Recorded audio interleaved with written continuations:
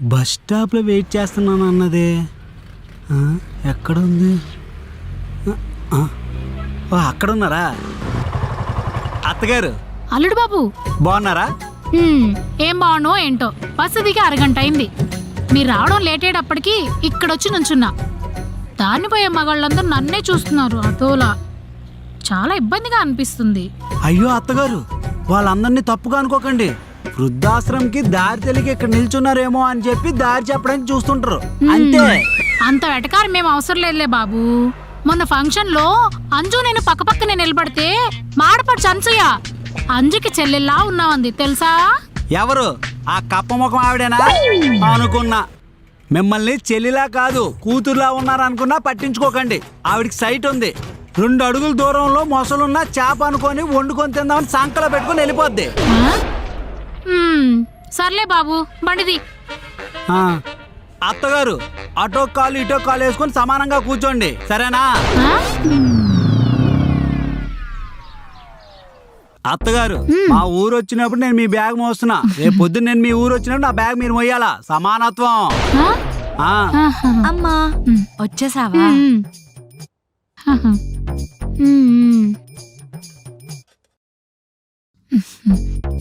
ఏ అంజు, బాగున్నావా? నేను బాగున్నాను, నువ్వు బాగున్నావా? బానే ఉన్నానే. నువ్వేంటే ఇలా బక్క చిక్కిపోయావు? అల్లుడు తిండి పెట్టట్లేదా ఏంటి? ఎందుకు పెట్టడం లేదు? నేనేం తింటున్నాను సమానంగా అంతే తిని మీ కూతురికి పెడుతున్నా.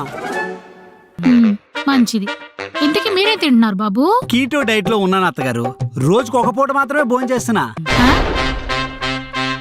అర్థమైంది. మీ ఆయన కోగరిగించడానికి నీ కోగరిగిస్తున్నాడు అనమాట. అమ్మా, నువ్వు ఆయన మాటలేం పట్టించుకో, కానీ నువ్వు వెళ్ళి ఫ్రెష్ అవ్వమ్మా. అయ్యో, ఈ రూమ్ లో గీజర్ లేదు, నువ్వు ఆ రూమ్కి వెళ్ళి ఫ్రెష్ అవ్వు. అదేంటది? పోయినసారి మా అమ్మ ఈ రూమ్ లో ఉంది కదా, మీ అమ్మ కూడా ఈ రూమ్ లోనే ఉండాలా. అదే సమానత్వం. ఏమండి, మీ అమ్మ వచ్చింది వేసవి కాలంలో, సో చల్లనీళ్ళతో స్నానం చేశారు. ఈ రూమ్ లో ఉన్నా పర్వాలేదు. మా అమ్మ వచ్చింది చలికాలంలో, చల్లనీళ్ళతో ఎలా స్నానం చేస్తారు? అందుకే ఈ రూమ్ లో గీజర్ ఉంది కాబట్టి ఈ రూమ్కి వెళ్ళి ఫ్రెష్ అవ్వమంటున్నాను. ఓహో, మా అమ్మ చల్లనీళ్ళతో స్నానం చేసిందా? ఈ విషయం నాకు తెలియదు. అయితే మీ అమ్మ కూడా చల్లనీళ్ళతో స్నానం చేయాలి, ఈ రూమ్ లోనే ఉండాలా. అదే సమానత్వం. ఇందులో ఎలాంటి చేంజ్ లేదు.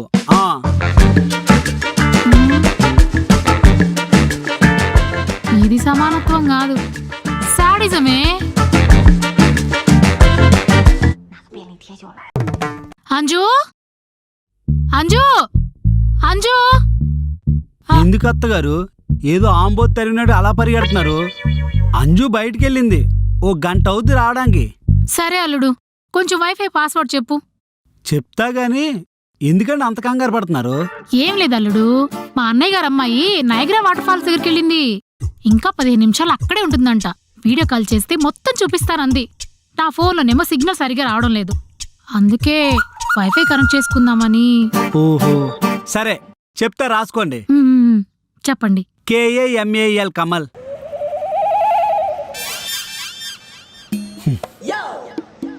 తర్వాత ఏంటి బాబు?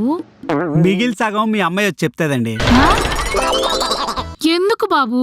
అదా, ఇల్లు మా ఇద్దరిది, వైఫై మా ఇద్దరిది. ఏదైనా సగం సగం పంచుకుంటాం. నేను సగం పాస్వర్డ్ చెప్పాను అనుకో, మిగిలి సగం మీ అమ్మాయి చెప్తాదన్నమాట. సమానత్వం.